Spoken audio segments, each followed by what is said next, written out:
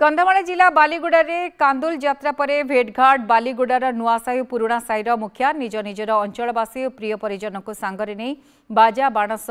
मां पाटखंडा मंदिर सम्मुखें पहुंची सेठारे उभय मुखिया को स्वागत जन पाछोटी नहीं मंदिर परिचालना कमिटीर सदस्य संध्या आलती सह पूजार्चना पर मंदिर परिसर में दुर्गा मंडप में कांदुल यात्रा को नहीं एक आलोचना चक्र अनुष्ठित होता।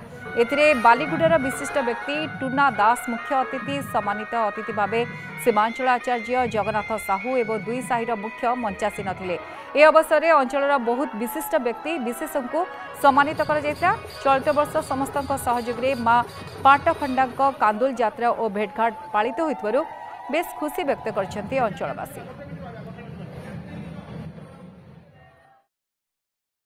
आज बहुत सौभाग्यर कथा एवं आनंदर दिवस जे आमे शह शह वर्षर परंपरा तो रोला पुराणा साही और नुआ साही मध्य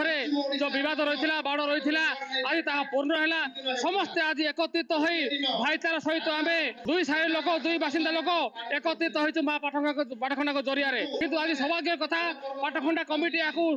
सादर ग्रहण कर पाटखंडा कमिटी को मुझे बहुत कृतज्ञता ज्ञापन कर कांदुल बजा भेटघाट आज कराऊँगी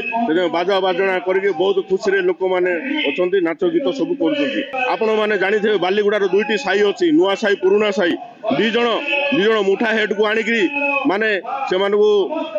ये संगठन करागला आउ कांदुल भजा को गणपर्व रूपे पालन करागला से अंचलवासी बहुत खुशी।